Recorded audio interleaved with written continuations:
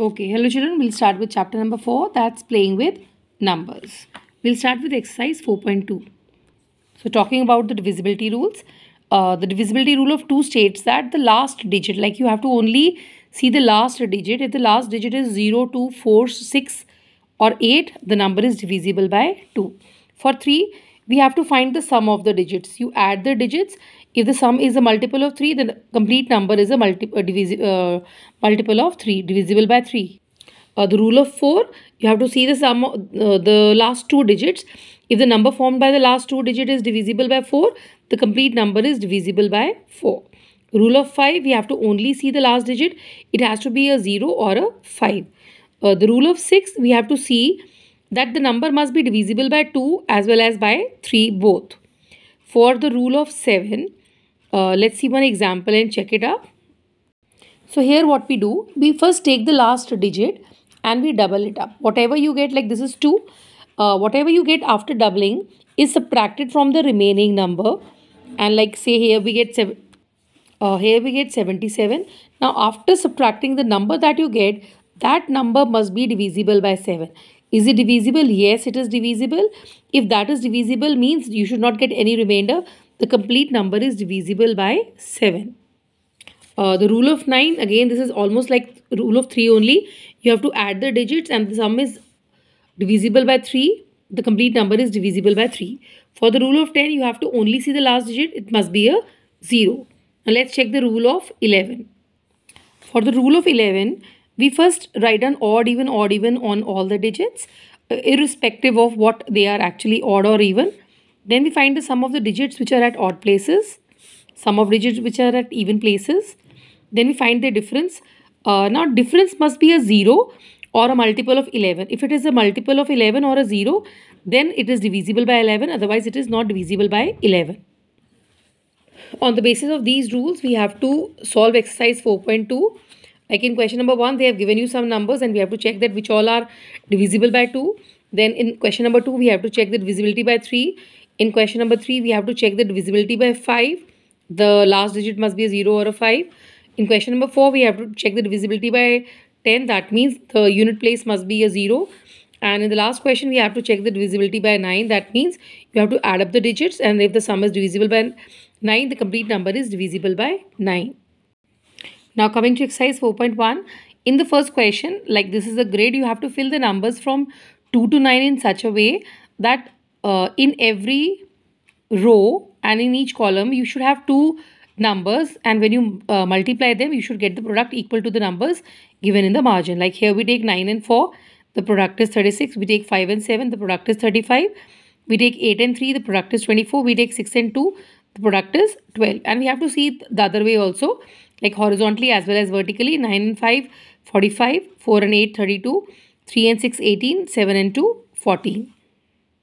Now in question number 2, you have to fill the grid in such a way that the sum of the row or the column is 30. So the missing numbers are 3, 4, 13. The 8 and 6 is already there. We have to fill 5. 4 and 7 is already there. We have to fill 9 and 10. Here 2, 1 and 12 is already there. We have to fill 15. Like we have to see, suppose I start from this side. 2 plus 1 plus 12. Whatever it is equal to, we have to see how much less is it than 30, and we have to fill that number here. Like keep filling. First you start from that side where there is only one missing number, and then move towards the other sides. Now this is a triangle. You have to fill the numbers from 0 to 8 in such a way that in the circles, the numbers which you fill on each side, they add up to 13. Randomly you have to fill like 0, 5, 7, 1, 4, 6, 2, 3, 8. Like this way is also the total must be 13, and this way 13, and this way also it should be 30. Next question, we have to fill a grid of 3 and 3, numbers from 1 to 9, so that the number surrounding any cell is a multiple of the number which is given in the cell. Like suppose we have 4 here, and the numbers which are surrounding, when you multiply them, like 8, 3 and 1, it's 24, and 24 must be a multiple of 4. Like 8, 3, 7, 9 must be dividing that number, or 9 must be a factor of those numbers. Then 6, 3, 1, whatever you get must be divisible by 5. 6, 3 and 7, whatever you get must be divisible by 2. Now let's move on to question number 5. We have to find some missing numbers here. Let's check this out. Now suppose this is the first part. It's an addition question, so we'll fill 7 plus 2. What do you get? 9. That means the value of C will be 9, and wherever there is C, we'll fill 9 there. Now 0 plus which number gives you 7? 0 plus obviously 7 gives us 7, so we'll write 7 here. That means the value of B is 7. Now C, we've already filled 9. Now which number plus 1 gives you 9? That is 8 plus 1 gives us 9. That means the value of A will be 8.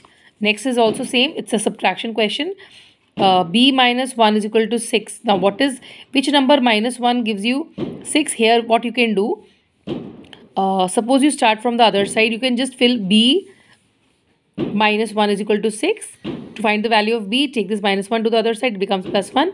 The value of B is 7. So wherever there is B, just fill 7 there. Now A minus 7 is equal to 4. Finding out the value of A, take this minus 7 to the other side, it becomes plus 7. So the value of A will be 1. This is how we are going to fill. And same is the third part where it is multiplication. Now 43 AB 3CC B60 1A 04. We'll start from this side. C plus 0 is equal to 4, which means which number plus 0 gives you 4? It's 4. So that means the value of C is equal to 4. Wherever there is C, just fill 4 there. And then start it in a proper multiplication way. B into 3, here this is 4. Which number when multiplied by 3 gives you 4 in the unit place? That is 8. That means the value of B will be 8. So wherever there is B, fill 8 there. Same goes for A. Which number multiplied by 3 gives you 6 in the unit place? That is 2. So A will be 2. Now this question number 6. We have to fill A, B, C, D, E. Multiply these two numbers. 2 and 4, you get the value of A. So 2 and 4 gives you 8. That means the value of A is 8. 2 and 16 gives you 32. The value of C will be 32. 8 and 2 gives you 16. That means the value of B will be 16. 16 and 64 gives you 1024. The value of D will be 1064. And 64 into B. And what is B? B is 16. So 64 into 16 gives you E. That means the value of A will also be 1024. Now here we have to insert a symbol of subtraction or addition so that the equation becomes correct. So this is 5 minus 9 plus 1 plus 7 plus 2 and plus 3, which gives us 9. 1 plus 2 minus 3 plus 4 minus 5 plus 8, that gives us 7. 8 minus 7 plus 5 minus 4 plus 4 plus 2, that gives us 8. Now the next question, we have to find two numbers whose product is a 1-digit number and the sum is a 2-digit number.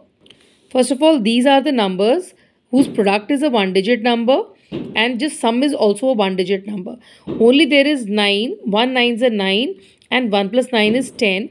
So the combination is 1 and 9. So you can write 1, 9 or 9, 1 because their product is a 1-digit number and the sum is a 2-digit number. Then we have to find 3 whole numbers whose product and sum is equal. So the whole numbers are 1, 2 and 3 because 1 plus 2 plus 3 is 6 and 1 into 2 into 3 is also 6. For the last question, you have to find the values of x and y where x is greater than y and it's a 5-digit number and it should be divisible by 36.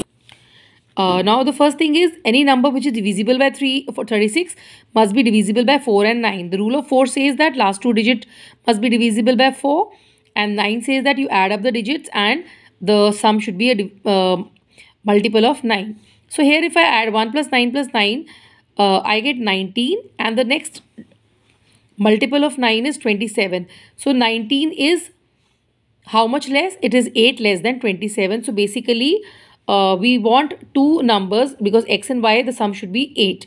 So the possible numbers are 7 plus 1, 6 plus 2, 5 plus 3, 4 plus 4, 3 plus 5, 2 plus 6, 1 plus 7. Now this 1 and 7, 2 and 6, 3 and 5, 4 and 4 will not be applicable because x should be greater. Here x is smaller than y or x is equal to y. And now the three options 7 plus 1, 6 plus 2 and 5 plus 3, x is greater but x is 7, y is 1, y cannot be an odd number because it should be divisible by 4, and 4 divides only the even number. So the possible combination is 6 and 2, where the value of x will be 6 and the value of y will be 2. So the answer is x is equal to 6 and y is equal to 2. With this, children, chapter 4 finishes. Thank you.